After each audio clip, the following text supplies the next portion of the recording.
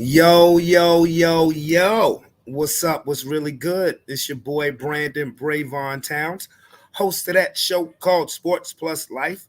That there's sports podcast where we talk about all of the necessary topics in sports and all of the necessary topics in life.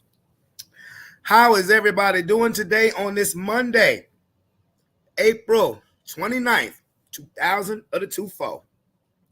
Felt like summertime, didn't it?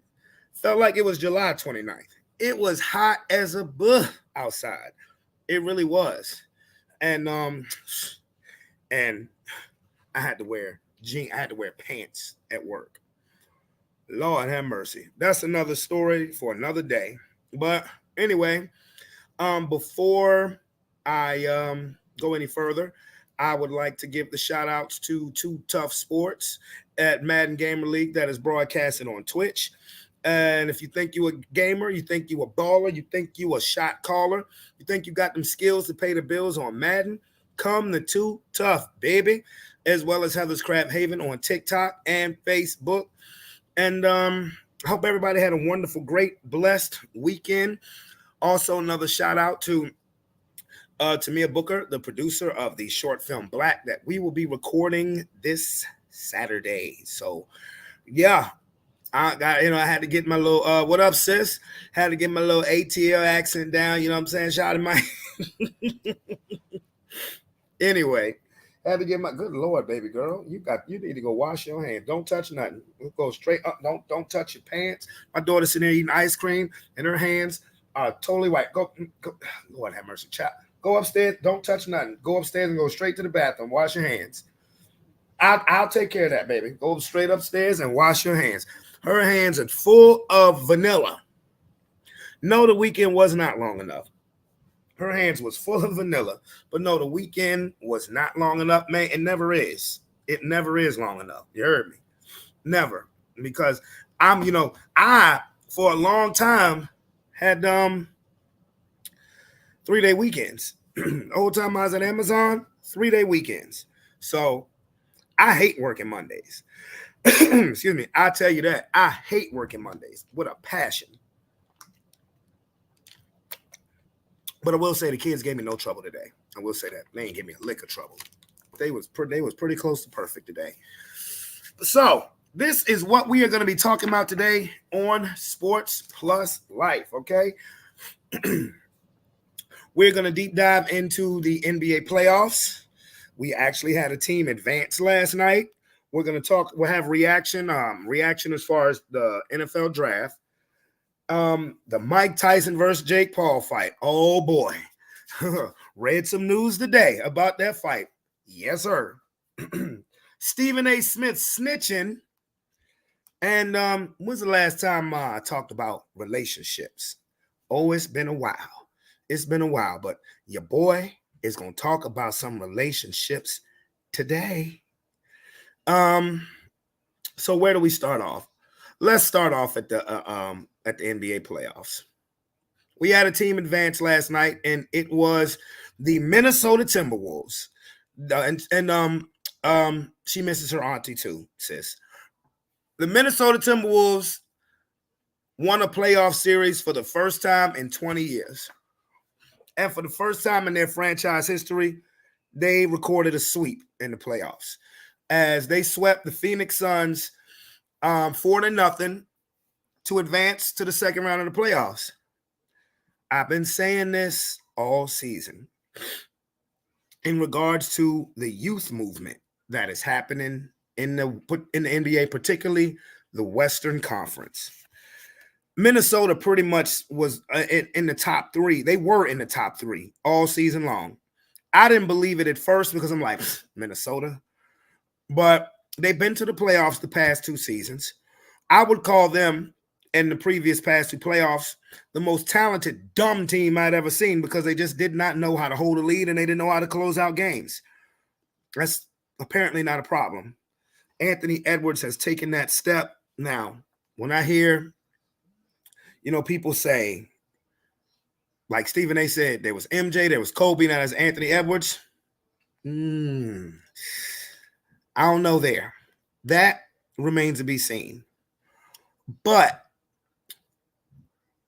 the Minnesota Timberwolves, they have a championship formula. They legitimately can win a championship this year. The Timberwolves can legitimately win the title this year because everybody, including myself, was like, what the hell? As far as the Rudy Gobert trade for what they gave up. Who's laughing now? The number one defensive team in the league, Rudy Gobert is about to win his 4th Defensive Player of the Year award. They are a handful. Anthony Edwards has taken that step to superstardom. The Minnesota Timberwolves are not to be trifled with. And should the Denver Nuggets put away the Los Angeles Lakers tonight, that is going to be a must-see TV series between Minnesota and Denver, because I don't think the Timberwolves are scared of anybody. And if Jamal Murray is a little dinged up, it makes it that much more compelling because Denver, you ain't beating Minnesota without Jamal Murray. You ain't beating the Lakers without Jamal Murray, at least being on the court for the Lakers. If Jamal Murray ain't effective against the Timberwolves, you're not going to beat them. You ain't going to beat them because they got it going. It ain't just Anthony Edwards, Cat, Karl Anthony Towns, Rudy Gobert, McDaniel, Mike Conley, Naz Reid off the bench. These Minnesota ain't playing no games. Now, let's backtrack to the Phoenix Suns. My goodness, you tried the Microwave Society Championship, and it not only did it not work, you didn't even win a playoff game. This is starting to get too frequent when it comes with Kevin Durant. 3 years ago, I said Kevin Durant was the best player in basketball. 4 years ago, I said Kevin Durant was the best player in basketball. And he played great. What did he have, 33 points last night? Devin Booker played even better. He had 49 points last night. But the bit they tried to microwave, and I'm not mad at the Suns. Yes, too much star power. I'm not mad at them having a new owner and you trying to make big splashes and go for it. Here was your mistake if you're the Phoenix Suns. You went into the season with Devin Booker as your point guard. While Devin Booker is a phenomenal player, he is a natural 2 guard. He is not a point guard. Bradley Beal, and I ain't got no disrespect for Bradley Beal, but you should have kept Chris Paul instead of going to get Bradley Beal, because that's what that Phoenix team needed. Phoenix needed a true point guard, not somebody who can handle the ball and get you set into the offense. If the Phoenix Suns was running the triangle offense, I could see that. That would work. Devin Booker being your main ball handler would work if you were running a version of the triangle, but you're not. You weren't. You were not running that offense. And one, Bradley Beal just flat out didn't show up to play last night. 9.6 turnovers and he fouled out. I mean, bruh, come on. But if you're the Phoenix Suns, you've traded away. You don't have any first or second round draft picks. You really don't have any picks until 2030. 2030. So what are you going to do? Because ain't nobody trading you for that Bradley Beal contract. Nobody wants that contract. Who do you move? And Bradley Beal has a no trade clause on his contract too. He'd have to sign off on it. And he makes over $50 million for each of the next 3 seasons that he's under contract. So you could either try to run it back for whatever that's worth. See if you can find an actual point guard on the actual point guard for the low, or you can make a trade. You could try to trade. You could try to trade Devin Booker, or you could try to trade Kevin Durant. And from what I've been hearing, people have been saying Kevin Durant should want to go back to Oklahoma City, because Oklahoma City, during that stint where they weren't really good, they made some great deals. Remember the Shai Gilgeous-Alexander trade to the Clippers for Paul George? You got draft pick after draft pick after draft pick.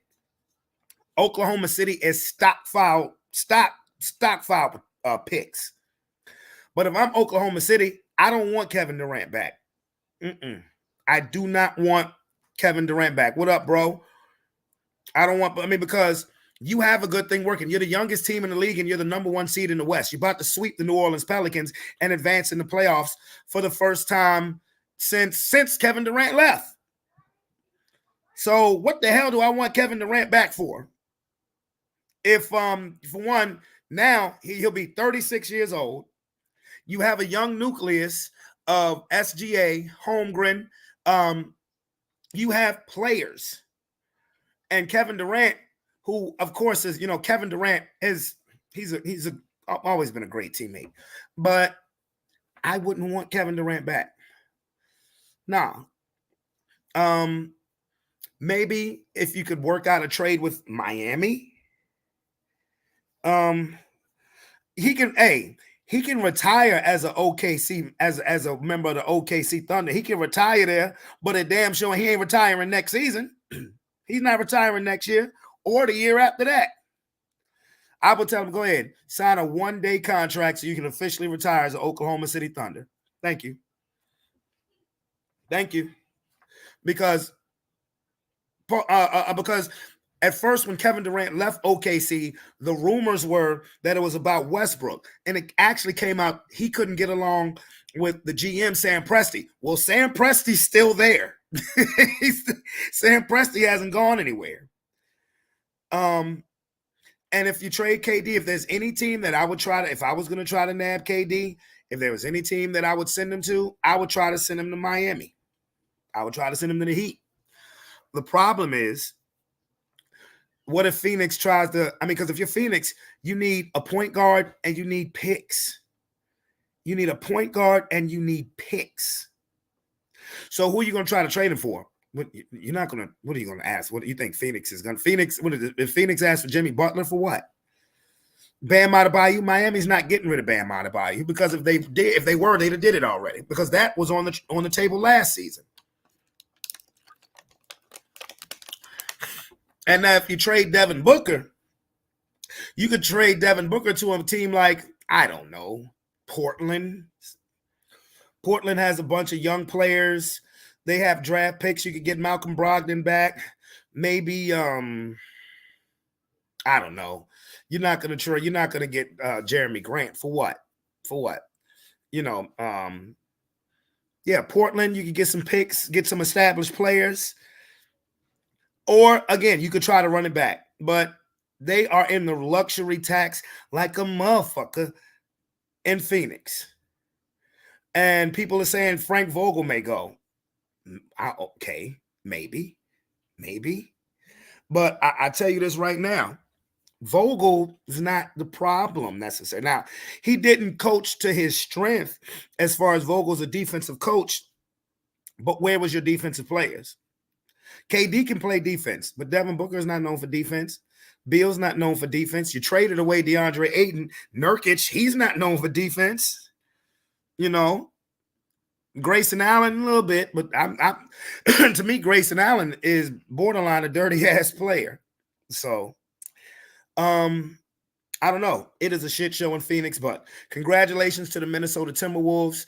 First time winning a playoff series in 20 years. First time ever getting a sweep. And they will wait for the winner of the Nuggets and the Lakers. And now the next series I'm going to go to, again, Oklahoma City and New Orleans, flat out.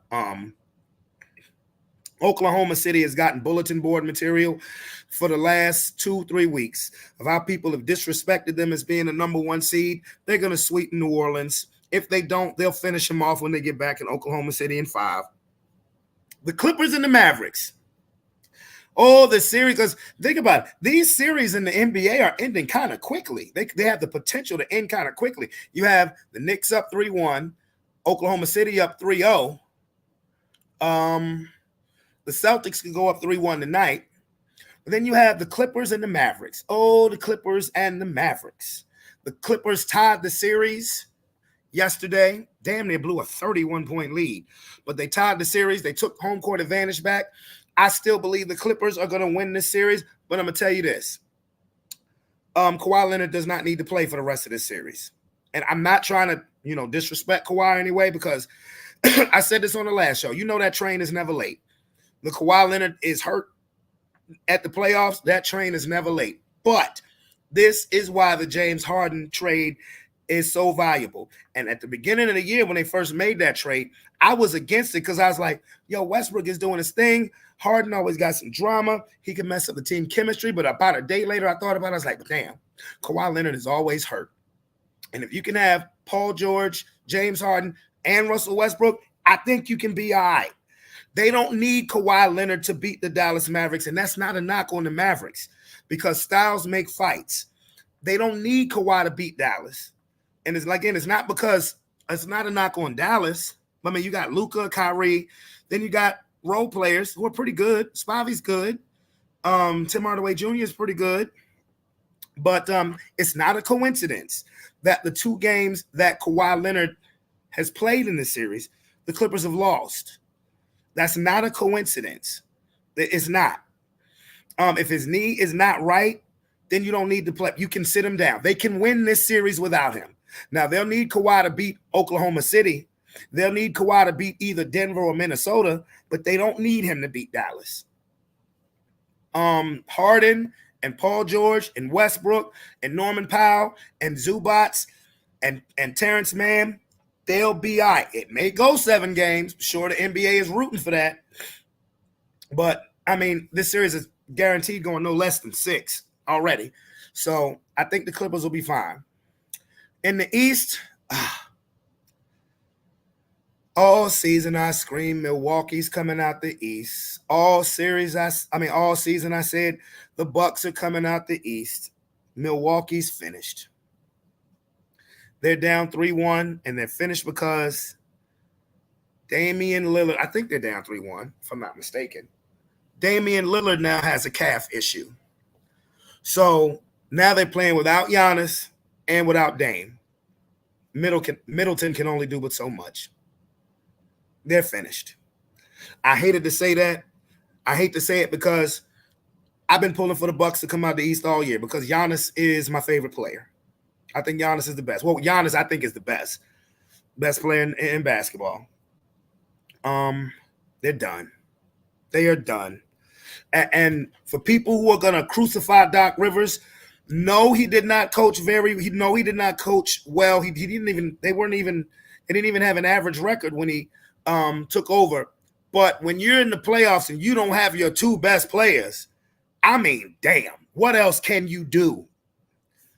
So people say Doc Rivers makes excuses, but you ain't got Giannis, you ain't got Dame. What else can you do? So they're finished. New York, go New York, go New York, go. Hey, man, I fuck with the Knicks, man. I do. Basketball is so much fun when the Knicks are relevant. Jalen Brunson broke the New York Knicks record, most points in a single playoff game, dropped 47 yesterday. And was that Wells Fargo Center or was that Madison Square Garden? Because the Knicks fans took over Philadelphia. They took over Philly. Jalen Brunson is crazy because, Lord have mercy, they got him for a steal deal. What is a steal deal in the NBA? A 3-year, $104 million contract that he signed last year. You better extend him now. You better extend him now because Brody's salary has more than doubled because of the way he has been playing. The New York Knicks have a legitimate chance to get to the finals. I think the Julius Randle injury, and I like the way people be poo-pooing Randle. The Knicks play better without him. I think if the Knicks had him, I would have them as a lot to come out the East, especially now that Giannis and Dame is hurt. Because I don't believe in Boston, but the path for Boston to get to the finals is being made easier because of injury. But the New York Knicks legitimately have a chance to get to the finals. And for the Philadelphia 76ers, yo, all jokes aside, listen, Joel Embiid should not be playing. and Joel Embiid is putting up numbers. You know what?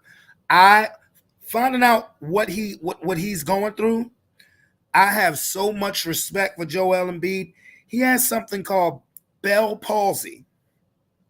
If you watch the interview yesterday where he was saying he was unhappy that the New York Knicks fans were able to take over the Wells Fargo Arena, look at the left side of his face. It's drooping. Bell palsy is in the stroke community.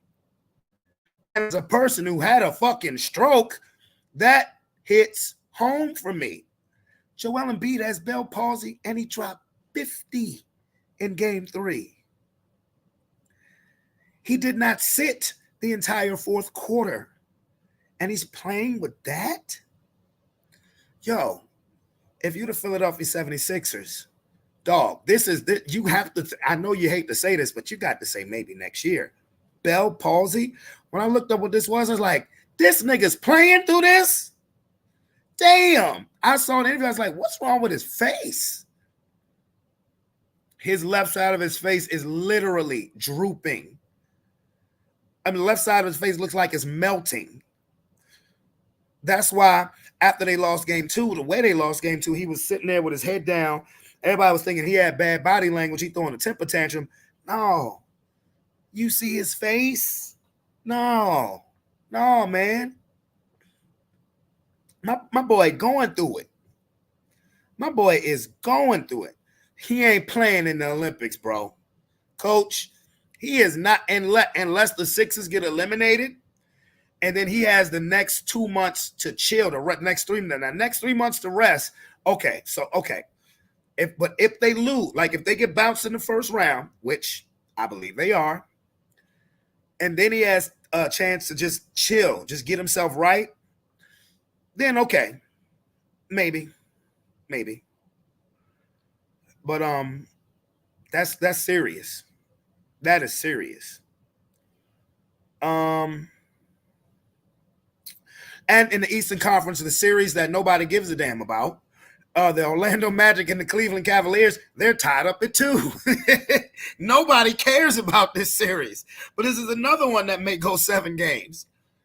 And the NBA is probably like, of all the series that could go 7 games, damn, the one nobody cares about. The one that nobody absolutely has paid a lick of attention to. Because we all thought, Cleveland, they'll beat them. They'll beat them. You know, they're up 2-0. Orlando and beat the shit out of them twice in Orlando.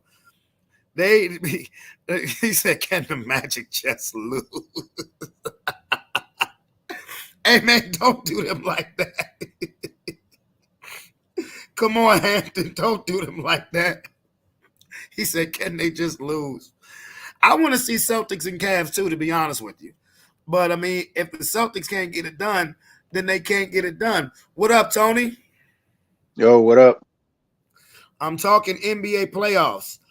I'm talking about the series that nobody cares about right now. The Celtics, the Orlando and Cleveland. And I told you Orlando could play with them. Size. Yeah. They beat the shit out of them the last 2 games. Yeah. How you doing, bro? I'm all right. How's the daughter? She good. She's watching Raw. She watching Raw? Just came on. Okay, that's what up. That's what it is. So, NBA playoffs, sir. What intrigues you about it?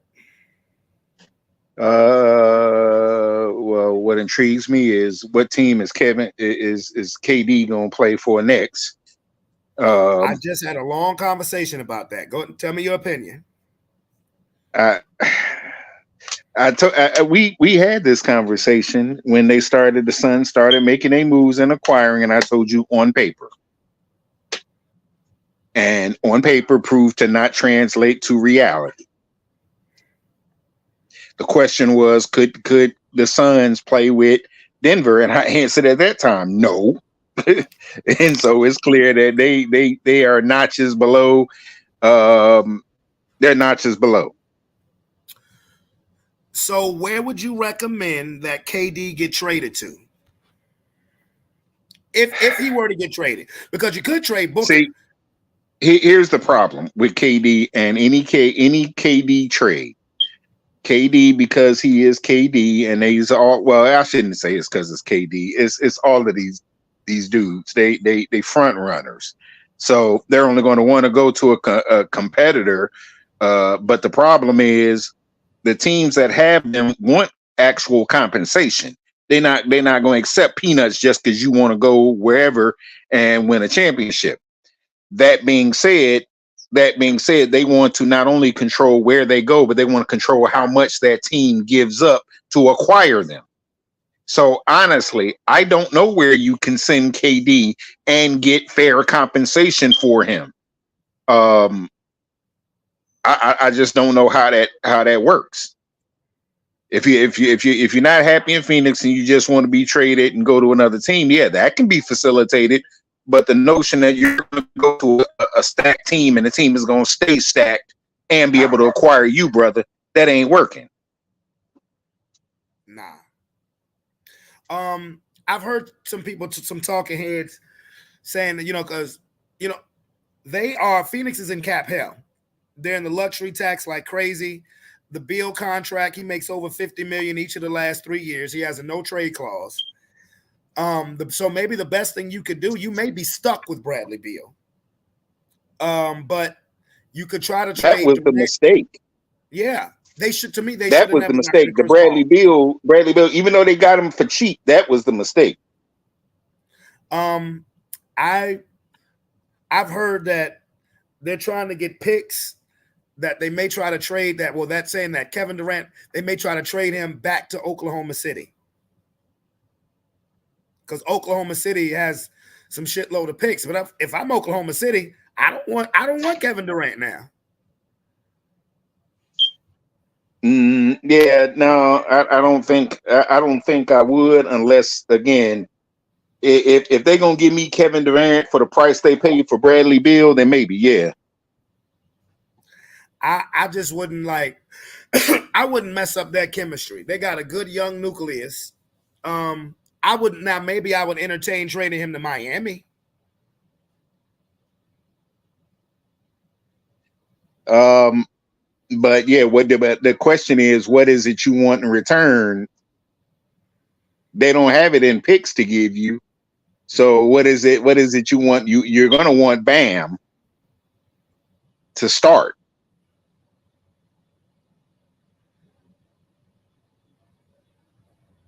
You're going to want Bam to start. You're going to want Bam. You might want Hero as well. Maybe Hero, but you're not getting Bam, because I believe if Miami was going to trade Bam, they'd have did it already. Well, then Miami's not getting Kevin Durant then, because you're not giving away for that. Then I say you're not going to get traded to a team that's stacked, and they're going to remain stacked. It just doesn't work that way. Right. There's no incentive for Phoenix to help out Miami in that way. What do you think of the Knicks versus the Cavaliers? I mean, the Knicks versus the 76ers. I think I think we already knew, Embiid was kind of gimpy, but the role players, the other people, the Maxis, the Harrises, all these dudes, they're not matching up with these Knicks players. Now, last game, it was all Brunson, really. It was all Brunson. And I don't know, at what point do you take the ball out that dude's hands? Like, make some of these other Knicks players beat you. Take the ball out of his hands. I'm sitting there saying, why they keep switching and they singling up on this dude rather than staying with him and making him give that ball up. Making him get that ball up. I know the formula works. You and I, we were talking next to last game of the season where the Knicks were trying to get that 2 seed. Yeah. And you were watching my Bulls play against them, and they kept running 2 men out there at Brunson. Every single time down the floor, they ran 2 men out there at him. That's what you got to do. Make somebody else beat you. No question.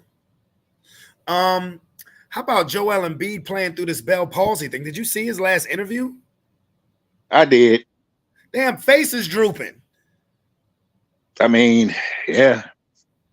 Bro, that's in the stroke community. They need to just. I think that Embiid is going to have an abbreviated career. Embiid, they need to shut him down for the rest of the season because he literally looks like he's having a stroke. I think he's going to have an abbreviated career. I mean, he's already been in the league 10 years. Has he though? Yeah, I mean, well, no, but has he though? This is what I was talking about.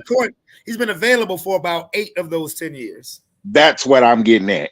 All these dudes, they may have been like you look at LeBron's longevity. Yeah, but yeah, but I mean, how many 82 game seasons did you play? Well, then there you go. And it ain't because of injury, you just didn't play him. So of course you're a specimen. I don't see that dude lasting much longer. Yeah, and honestly, for his health's sake, I really hope the Knicks finish them off tomorrow. I do. What do you think about Minnesota? Well, we already just talked about Phoenix, but what do you think about the Timberwolves? First playoff series victory in 20 years. They are going to be them versus Denver, assuming Denver finishes us off. That's going to be a hell of a series. I'm going to tell you what I'll tell you what I think about this series, and I'll tell you what I think about them in Denver. What worked for Minnesota was the same thing that most of us were scratching our heads at, them 2 7-footers. How could they make that work? How could they make that work? Well, today's NBA. Well, it worked because them dudes are staying in their lane. They're playing to the strengths that they always play anyway. Towns is not trying to do non-Towns thing. He still don't play no D. And he's good. He played a little bit more D than he used to, and he's still, he's not the premier rebounder, but you don't need that when you got Gobert. Right. So he does what he does. He draws his man outside of the paint and all this, and Gobert does what he does. Putbacks. That's what he does. Rebound, putback, play defense. Yep. In terms of Edwards, he's having a great, playoff.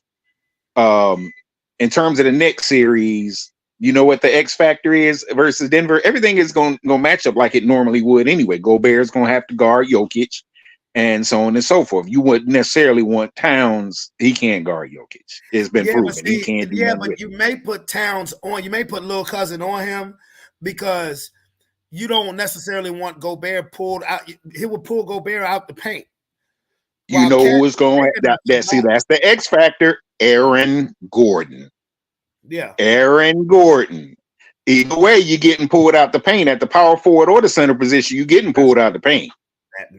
So that's why that 7-foot thing won't necessarily affect Denver quite as much because they have size too, and they got bigs that can play outside that paint. Towns can play outside that paint. Gobert can't.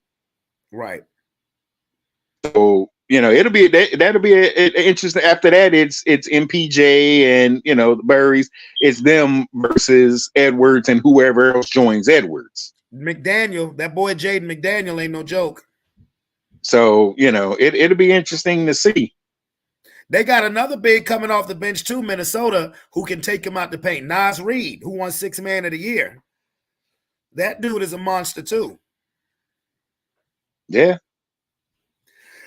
and Minnesota legitimately, they have the roster that could actually do it. And if they do, they'd have to. I'll say this: they got to bring something that they did not necessarily show during the regular season, because all these hypotheticals in the regular season, these things didn't really manifest against Denver. They didn't really manifest that way.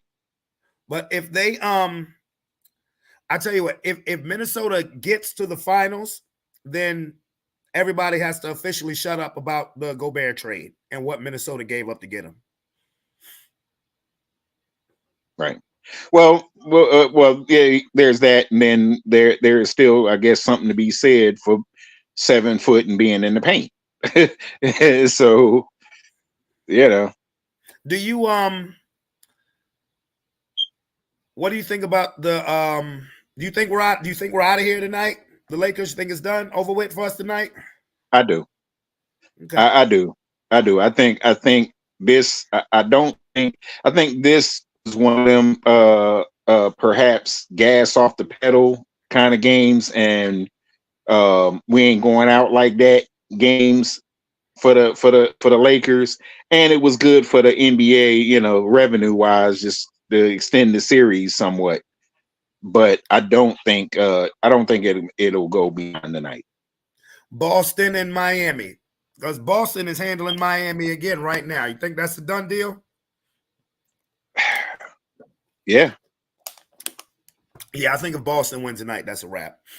I said this earlier before you came on. I think Milwaukee's finished. Dame is out now too. They're done. They're finished. When them on paper, remember them on paper. I said it all year that they was going to go to the finals. I was the main one. Beating my chest saying Milwaukee got this.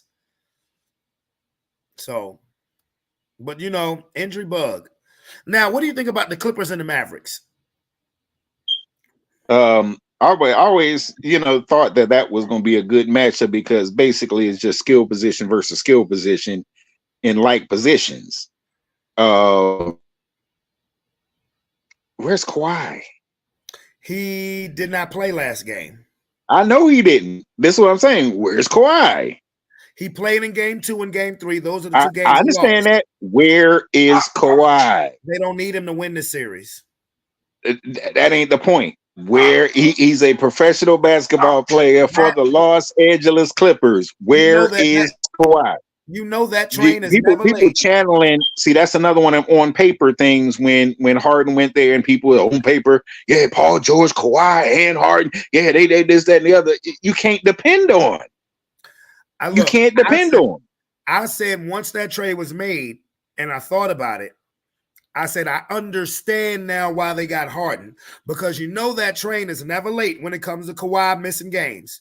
So now you still have Harden, Paul George, and Westbrook. You don't need Kawhi for this series, but you're going to need him against Oklahoma City. You'll need him against Minnesota or Denver. So, and I think that's going 7. Yeah, well, maybe, yeah. And I bring up the Clippers and the Mavericks last because one of the topics we're going to talk about today is Stephen A. Smith. You hear what Stephen A. Smith did? Well, wait a minute. Before you switch off the Clippers and the Mavericks, let's talk about the Clippers because Lawrence Fishburne as Doc Rivers. Gotta love it. Lawrence Fishburne. You do know the series is coming, right? About the Clippers. Oh yeah. It's really about Donald Sterling and everything that happened, with that. And Lawrence Fishburne is playing Doc Rivers, and yeah. I just saw advertisement for it day before yesterday. What's it gonna be on? I forgot. I had to get back with you. It might be on Amazon Prime, but I don't know. I'll get back with you and let you know for sure. I'm gonna watch it looked interesting. I'm gonna watch it. But Stephen A. Smith. Now I'm a Stephen A. Smith fan. I know you're not. But when Stephen A. does stuff that I don't agree with, I do. I comment on it. I call it. And I don't know if you saw Game 3 where Westbrook got thrown out. Now, no, I didn't. What did he snitch about? He actually called the league and asked why didn't Russell Westbrook get suspended for Game 4. Okay. What am I missing? What am I missing in this? He's a media head, so yeah, I would not be surprised that a lot of them do that. Try to get But he called the league office. Now look, I'm gonna put this video on, and let's react to Kwame Brown. And Kwame's only one. Jalen Rose, Steven Jackson, they have come at Stephen A.'s throat, saying, "Yo, who are you to call the league to try to get a player suspended? You're not a coach. You're not a GM." You just work for ESPN. Oh, so. wait a minute. I misunderstood. I thought you said he called office to find out why he was suspended. No, he called and asked the league office why didn't they suspend him? Well, okay. I mean, okay. Okay. I know why he called, but okay. Yeah, Stephen A was snitching, so hold on. Like some of y'all. That don't make no damn sense. I don't feel like no goddamn victim. I got my boots on. I'm ready to go in here and tear down this goddamn wall, baby. I got my boots on, and with this little tool right here, I'm about to bring the wall down. Okay. Kill Kwame. Yeah, I'm about to bring the motherfucking wall down. Yeah. Kill Kwame. Because I don't need Kwame's 2 cents or whatever. I'm gonna play it anyway. He should have been playing basketball. He should have been playing basketball. But I'll say this about that. I'll say this. We've seen this before. It just wasn't by Stephen A. Smith. But we've seen it before. We saw it back with Draymond. I forget with. You froze up. You froze up, sir. I'm gonna need you to unfreeze yourself, sir. I'm gonna need you to unfreeze yourself, sir. Come on with it, Mr. Verona man. Up, you're dude. You're freezing up, bro. You're freezing up, bro. All right, frozen. You still try again. Come on back. Come on, bring it back. Come on, bring it back. Bring it back, homie. All right. What we saying? Am I good now? Yeah. Okay. So, we've seen this before. It ain't that big a deal, and I don't view it as snitching. Everyone saw what they saw, and either they agree with him not being tossed out or agree with him being tossed out. They thought he should have been tossed out. He got ejected, but he called and asked the league office why he didn't get suspended. Let me play the video. I don't feel like no victim.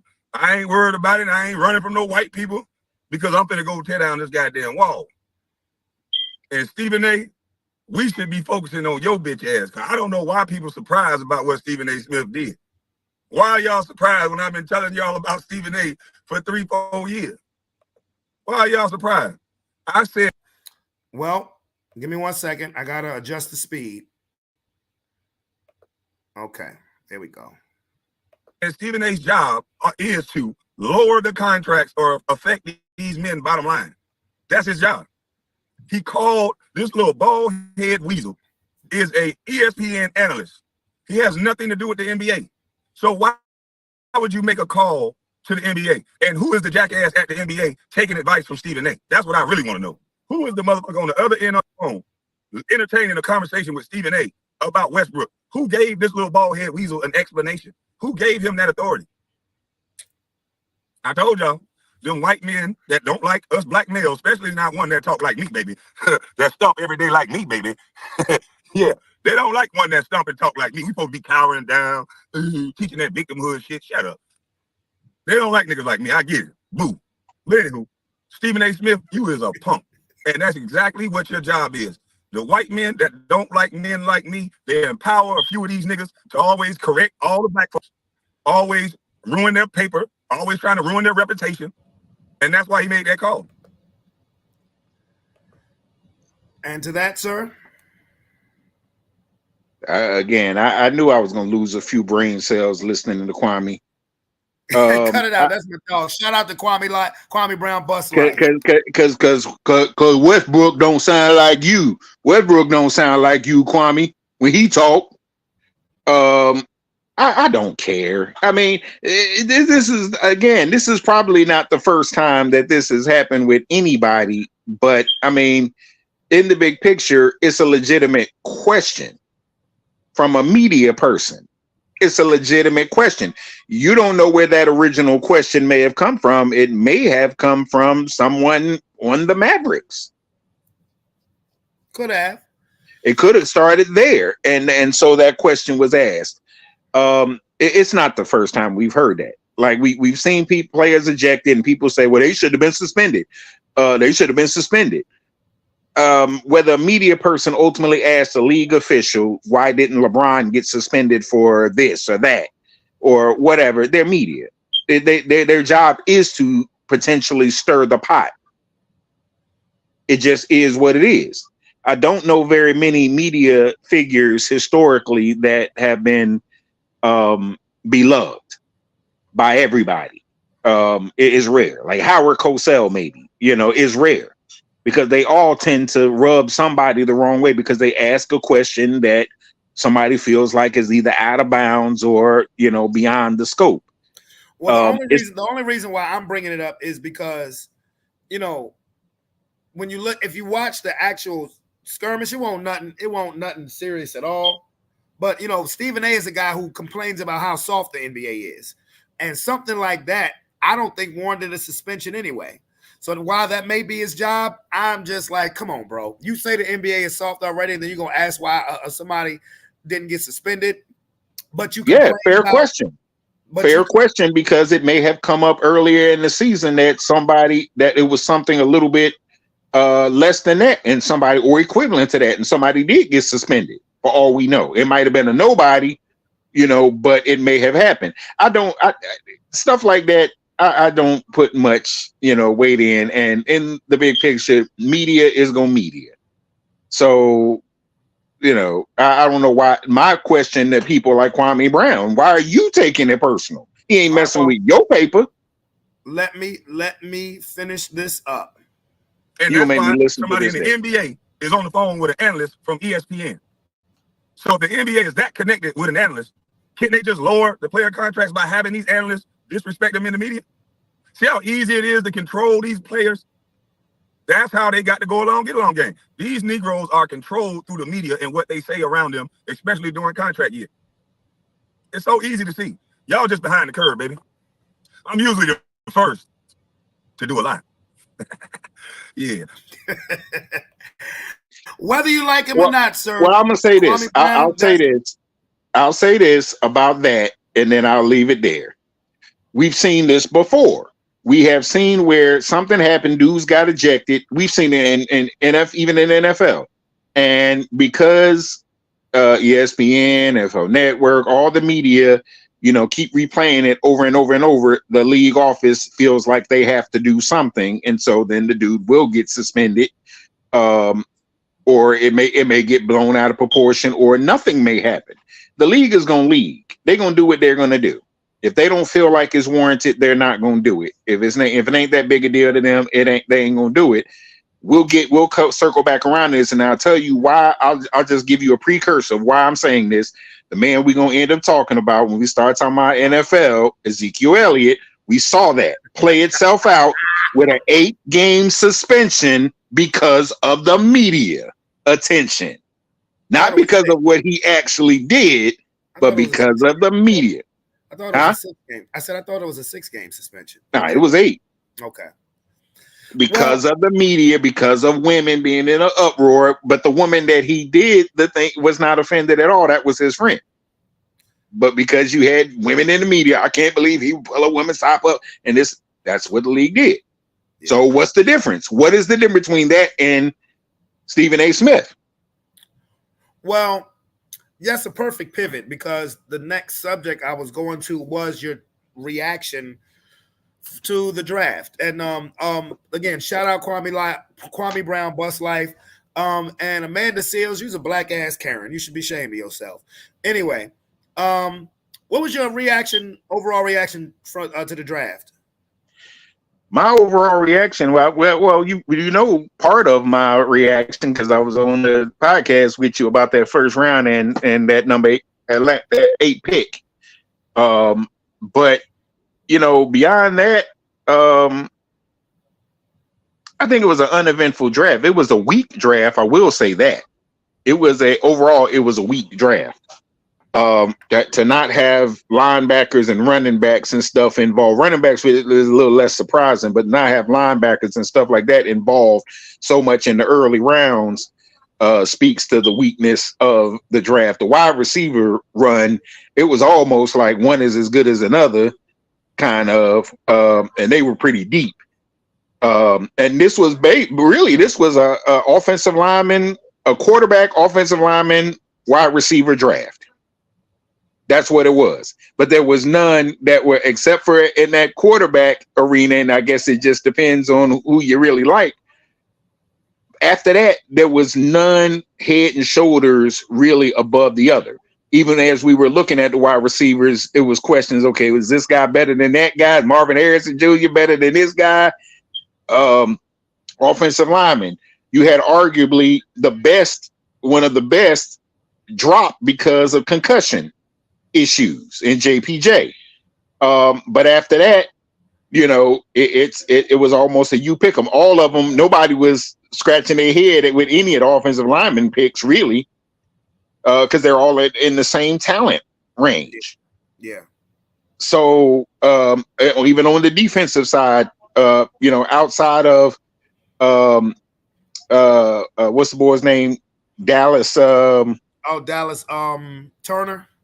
Dallas Turner. Outside of him, there was nobody, you know, head and shoulders above, so to speak. So this was a really uneventful draft. This was really I'd say most teams just drafted for need. They drafted for need, except for Atlanta. Well, Atlanta still drafted for need because their next three picks after Penix was an edge rusher, a D tackle, and a linebacker. They drafted for need. That's why, honestly, now I don't have a problem with them drafting Penix, because you're looking at your future. Kirk Cousins, he's playing there for 2 years tops, and I honestly don't have a problem, because even though I get it on the hindsight, because we never seen anybody get $100 million check and then a quarterback drafted in the top 10. But if Kirk Cousins is who Kirk Cousins is, meaning he'll win a lot of regular season games, that means the Falcons won't be in position to have a top 10 draft pick for a quarterback in the next couple of years. So I don't blame them for taking Michael Penix, and you still drafted what you needed the rest of the draft. So, well, I think Kirk was scratching his head with that pick, but they say Kirk called him and congratulated him. But I mean, even if Kirk was scratching his head, you still got to be a pro. And let's take Sean's point of view and say let's say Sean is absolutely right. Don't forget, Aaron Rodgers ultimately called Jordan Love too, though. That's all right, but let's say, remember, Sean was saying, what if during the preseason Michael Penix plays out of his mind and everybody in the locker room see that he should be the one that they start? What if he's right? Then you know what you do? At first I said you stand 10 toes down and say Kirk Cousins is my starter. But if it's that glaring of a difference where Penix is that much better than Kirk Cousins, then you start Penix, clearly. Because remember back 11 years ago, 12 years ago, Matt Flynn goes to Seattle. Yeah, guaranteed money. He's our quarterback of the future. They draft Russell Wilson.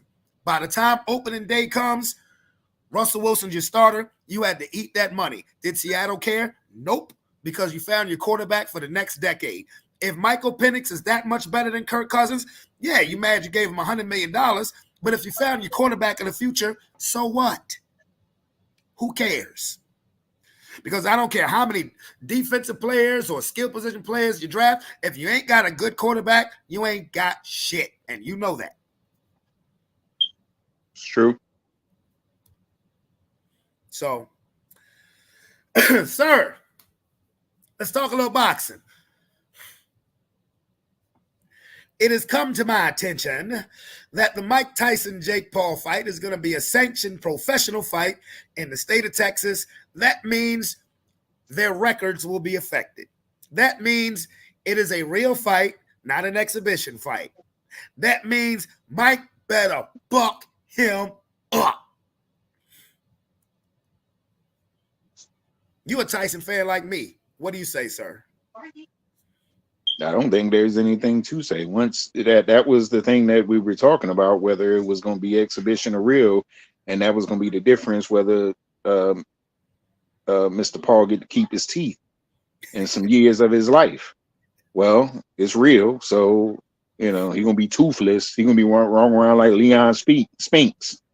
The Mike gonna knock his head off. Mike ain't gonna take that L. It is an 8-round fight, 8 2-minute rounds. They'll use 14-ounce gloves. The 31-year age difference is the biggest age difference in a fight in the history of boxing, and they both signed off on it, and it's a real fight. I can't wait. Why 8 rounds and why 2 minutes? Well, for one, I didn't expect the fight to be any longer than 8 rounds. I mean, Mike Tyson is 58 years old. They're giving these. They're actually this was the way. That's the way he fought the Roy Jones fight. And the only thing about the 2-minute rounds is that's the rounds amount of time they fight in a woman's fight. But the state of Texas probably said, look, the dude's almost 60 years old. If you want us to loosen up and make it a pro fight, you got to be 2-minute rounds instead of 3. Okay, fine. That is actually an advantage for Mike. Actually, I think that's an advantage for both. But but all I got what I wanted. I just wanted it to be a real fight. I just wanted it to be a real fight. And it is. Right. I think we all did. I think everybody wanted to be a real fight. And speaking of real fights, quick boxing news. Canelo Alvarez and Jaime Munguia fight this weekend, Cinco de Mayo weekend. So both Munguia is undefeated. Canelo, of course, is undisputed super middleweight title is on the line. So we'll see. I thought he was going to fight the bigger Charlo brother, but we all know, boxing fans, well, me anyway, Canelo need to be fighting David Benavidez. That's who everybody want to see him fight. So, but we'll see what happens. Munguia can fight. He's undefeated for a reason. And he's not like 18-0. He's like 40-something-0. But that's the boxing news. Mike Tyson and Jake Paul. It's a real fight. I can't wait. I'm going to crawl out my hole to watch some boxing. It's on Netflix, bro.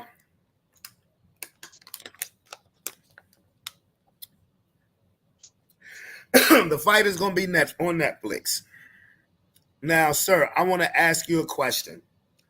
The next segment, I'm going to be talking about relationships. Do you want to be on here for this, or do you want to sit this one out? Either way, it's cool. I can always plead the fifth.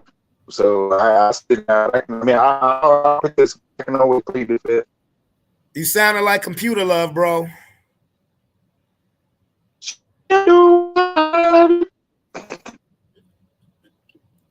You froze up, dude. Right as I did my Ryan Troutman, right? I heard, no, I did hear that. That was funny, but your picture is literally frozen up. I don't know why. I don't know. You ain't froze. I know I'm not froze, but you is. But my audio was fine, right? Not really. You still sounded like Computer Love. He'll be back. But anyway, yes, it's been a while since I've talked relationships. And I haven't talked about it for a while because I don't want anybody, to think that I'm anti, anything. Only thing I'm anti is hate. That's it. I'm anti-hate. But I done been through some shit. Now, I've had a couple people, 3-4 people who I remain nameless, hit me up over the last week, maybe 2 weeks. People that I'm cool with. And I told them that, they talked about this and they told me the situations. And I told them, I said, I'm gonna discuss it on my podcast. I'm not gonna say no names or anything else like that. It's like, is that all right? It's like, yeah, that's cool. So, and I know they're watching. So there's 3 people, 2 men, 1 woman, everybody over the age of 30, all with pretty much the same problem. You know, relationship just ended or is about to end.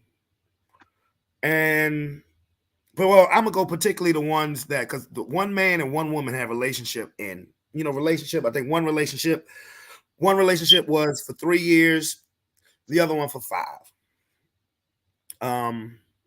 Both relationships involve children now. So, broken up, no longer living together, and just kind of going through that phase that I guess most people go through when you end a relationship, particularly if somebody has to uproot their address and things of that nature. Just kind of, and then the third situation is headed that way as well. And first of all, I'm gonna say this to each person, and each person I said the same thing. I'm single. Why are you asking me? I tell people, if you're in a relationship, don't ask for advice from a single person. Don't ask advice don't ask advice from a single woman or a single man, because you're asking somebody who obviously is in a situation or have been in situations that didn't work out.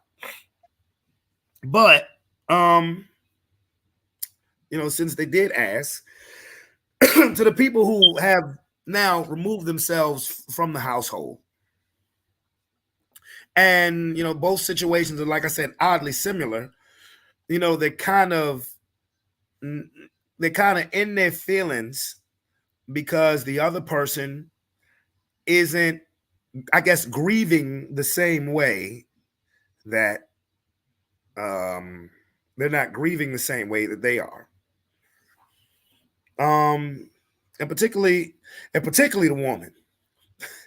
The woman is in her feelings. And I say this to both parties. I say, people grieve differently. When you end a relationship, some people may be hurt, but don't necessarily show it because maybe that's just not their demeanor. Some people may be hurt and are very emotional, or some people may not be hurt at all. Some people are more relieved because they're sick and tired of being sick and tired. And I look at the age. I mentioned the age because once you get to a certain point in life, nobody should want to be living in an unstable, potentially toxic relationship, especially when there are children involved. Now, if there's no children involved and it's a toxic relationship, both of y'all do yourself a favor and just go on about your business, man. Go on about your business. Save your. I've told a couple of my homeboys that who are in bad relationships and they didn't have no children was involved. I'm like, bro, you got off lucky. Run, run.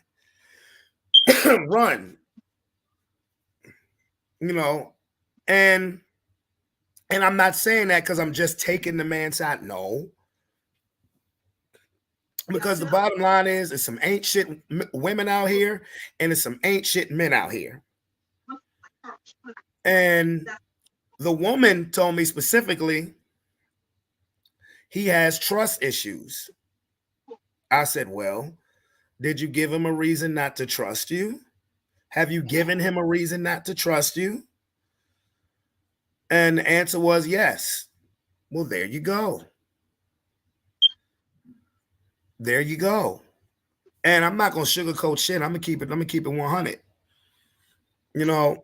And he has trust issues and he's not grieving the same way as you. You never know if he's hurt or not, but maybe he's sick and tired of being sick and tired in this particular relationship. maybe he's sick and tired of being sick and tired. Now, to, you know, my male friend, my homeboy, I'll say the same thing. Did you give her a reason not to trust you?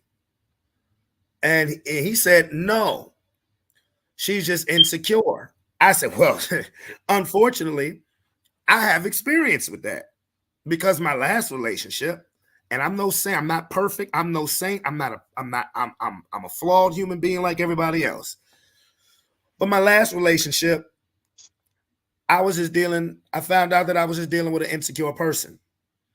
And that person, when you're dealing with an insecure person, there's a level of therapy or interventions that person needs that the significant other unfortunately cannot help them with.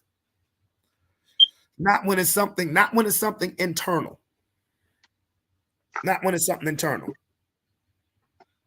And also, if you've given your significant other a reason not to trust you, and then your relationship is over, it feels a little different when you're doing suspect shit and nobody gives a fuck.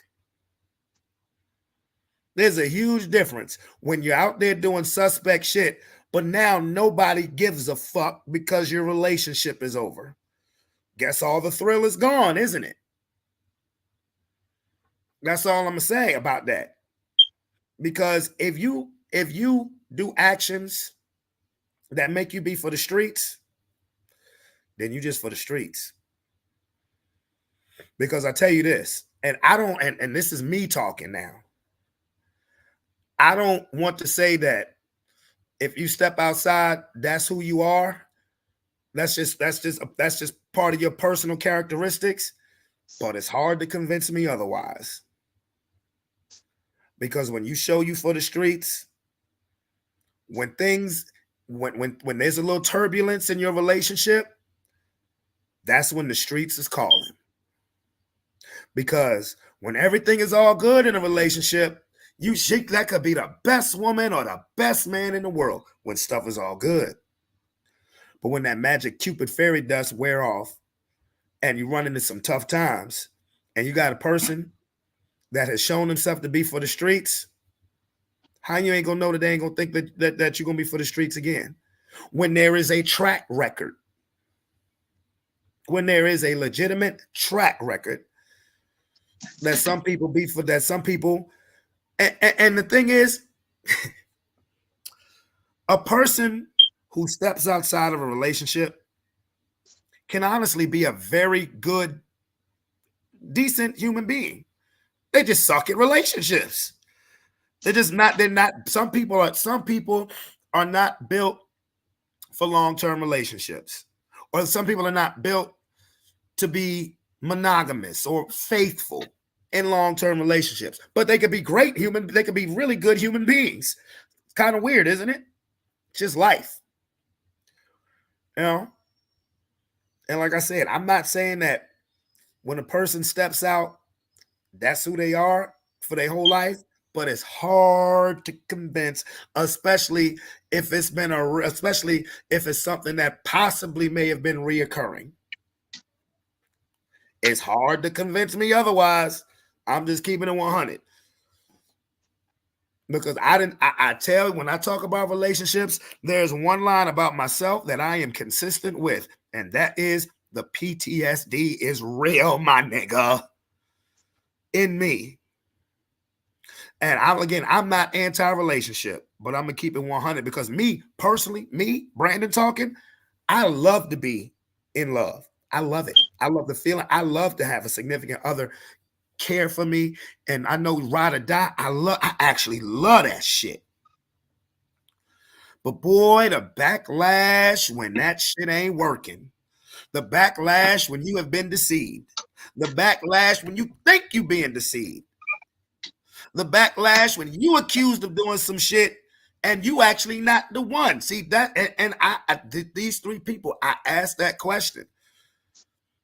Have you lashed out at your individual knowing that you're doing some questionable things? Come on now. Come on now.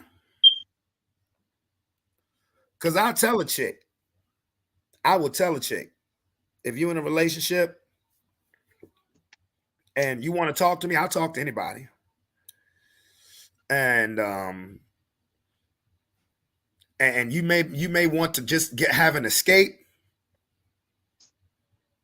Don't fuck with me. Because as a person who's had that done to them, I know what it's like on the other side. Unfortunately.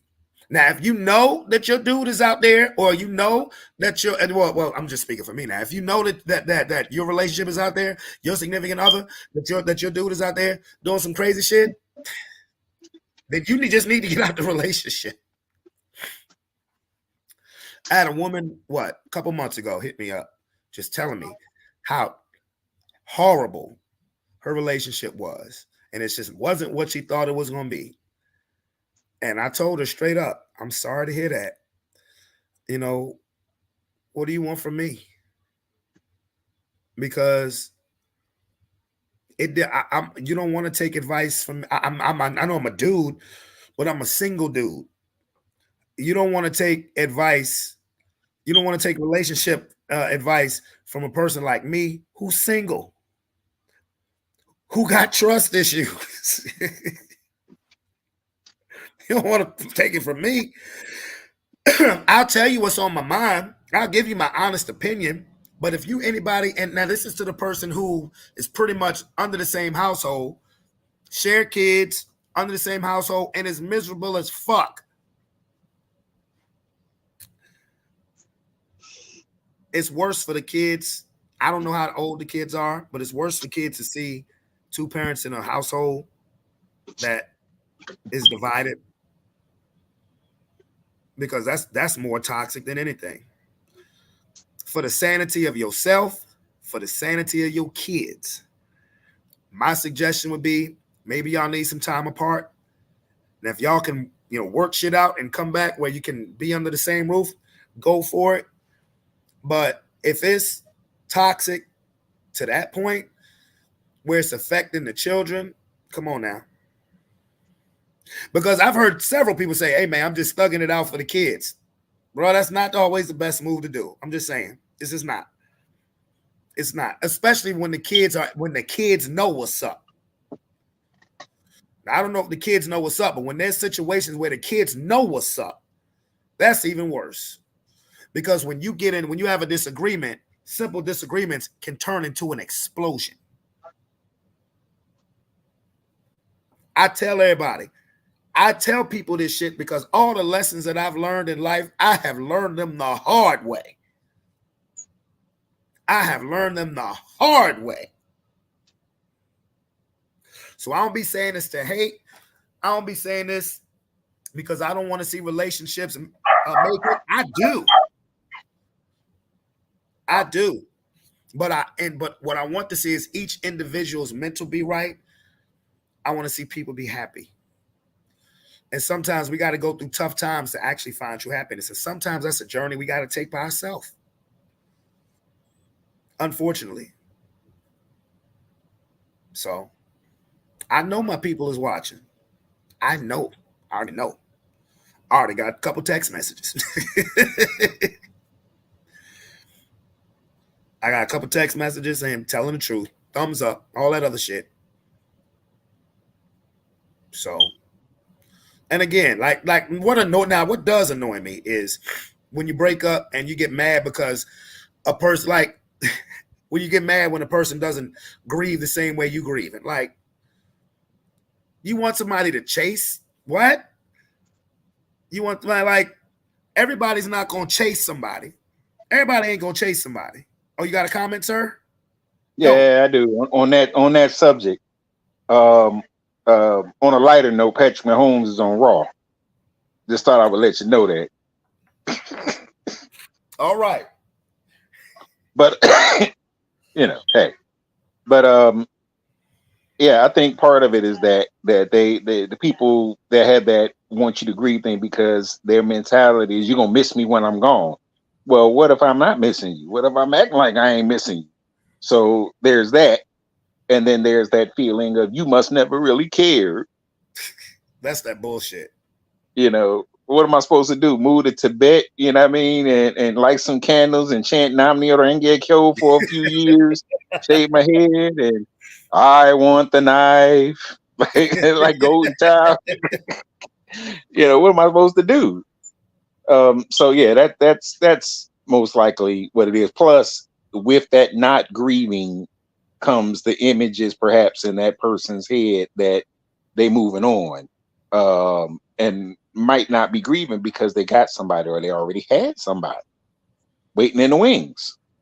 Or you could just be sick and tired of being sick and tired.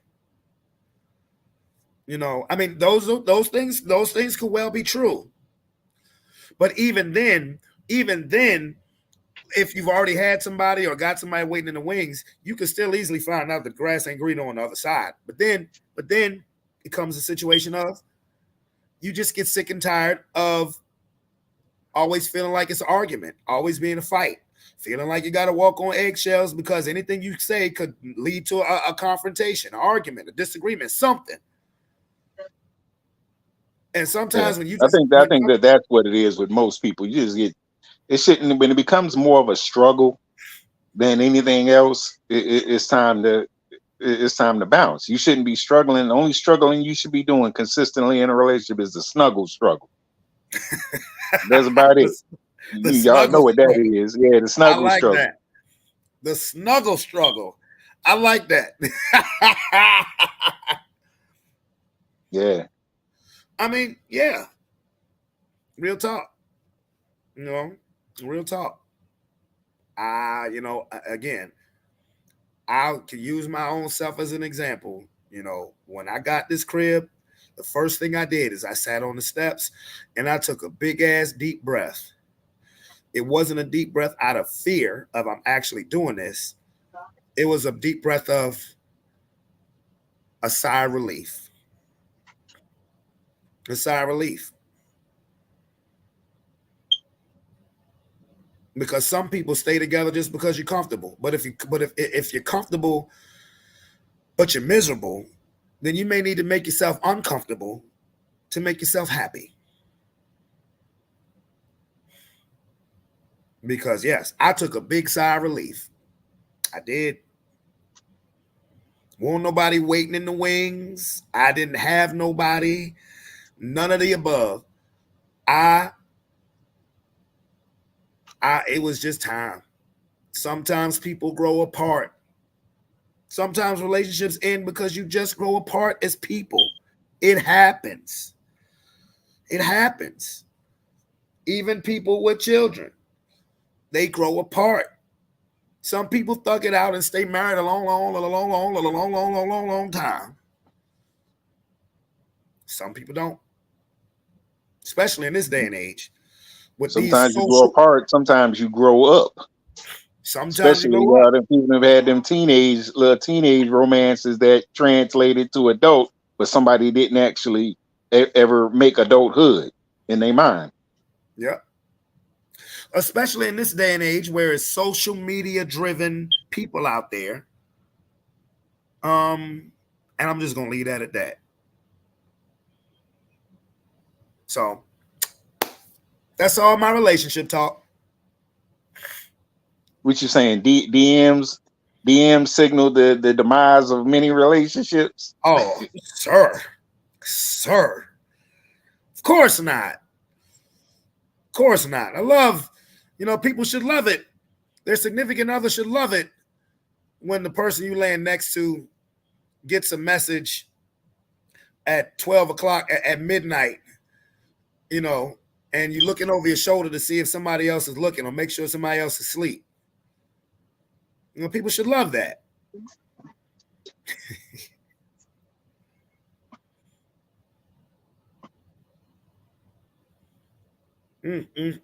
Boy.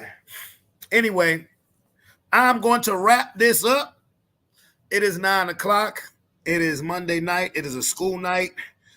I'm going to get these kids straight. I'm going to kick back and relax for a few before I take my behind to sleep. Tony, thank you for thugging it out with me, homie.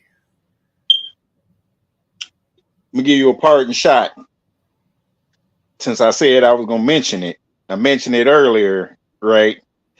Welcome back, Mr. Ezekiel Elliott. Welcome back. Welcome back. Now I'm gonna say this. You ain't gotta take my word on it. You ain't gotta take my word on it. But he can get 1,000. And I'm gonna tell you why. Offensive line change.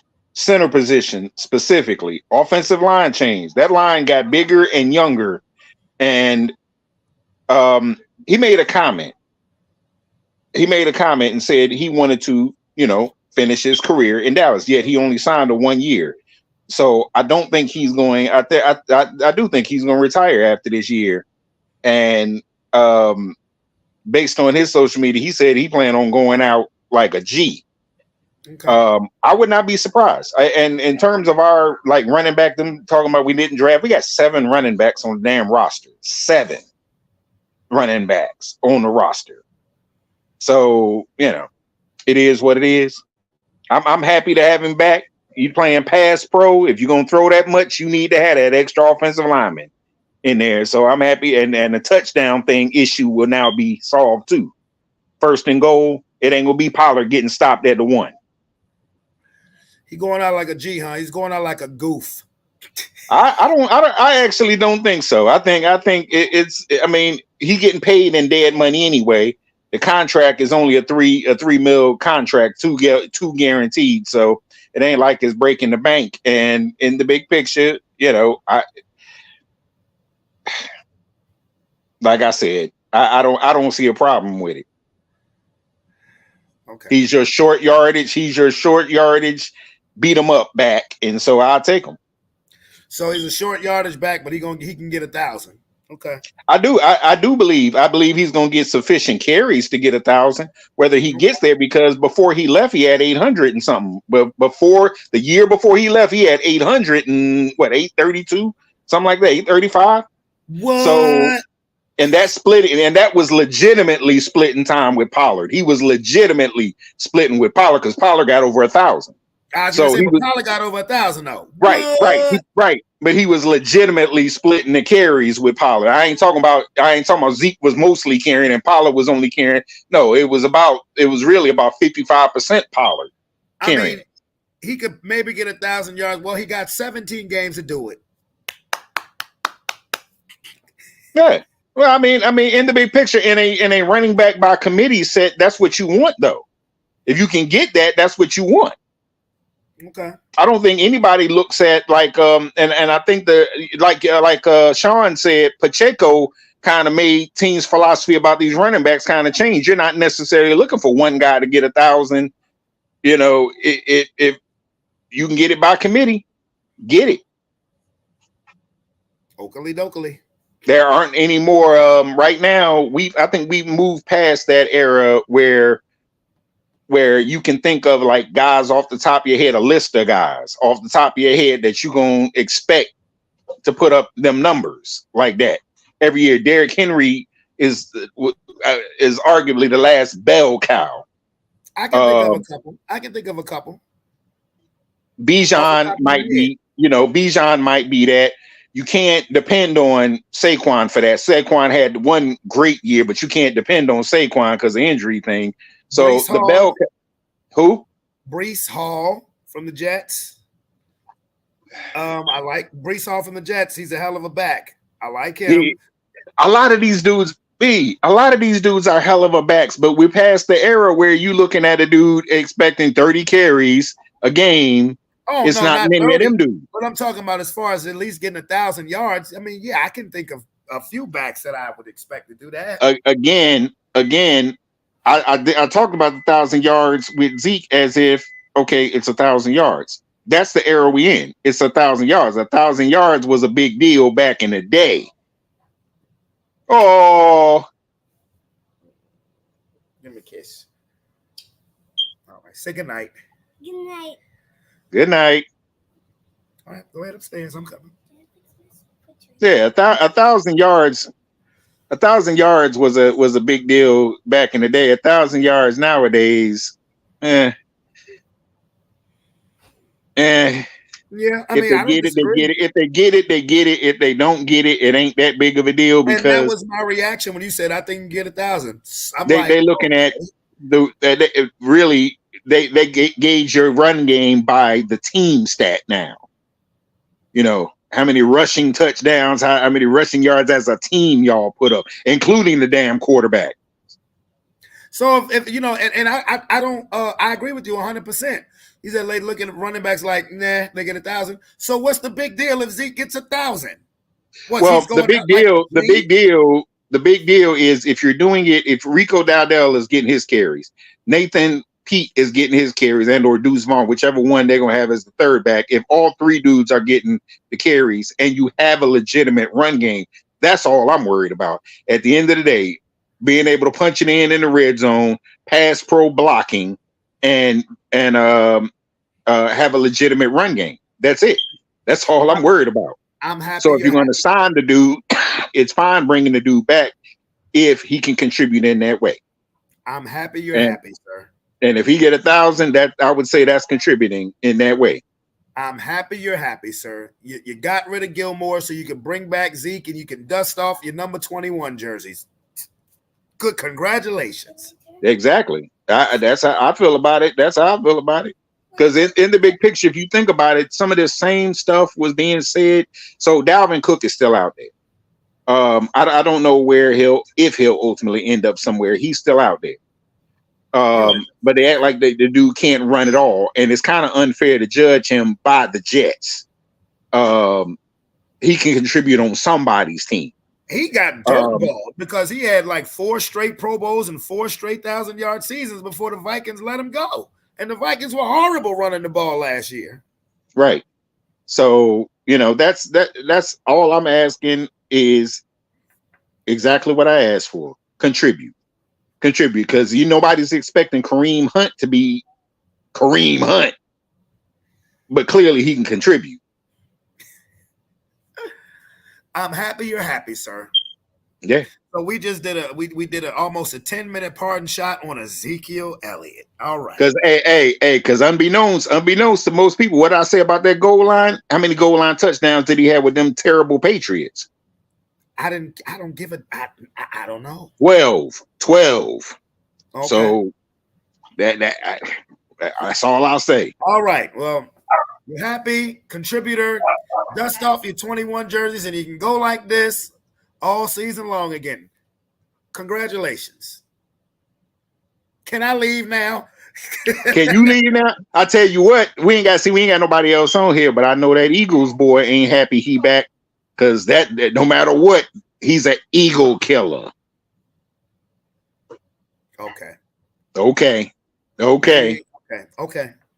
Eagles all season champs again. Ain't gonna do jack.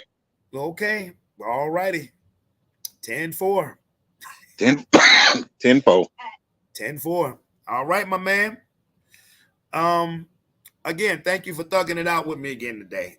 So for Tony, it's your boy Brandon Bravon Towns. I'm out this bit. Peace. Love you. I will see you on Friday.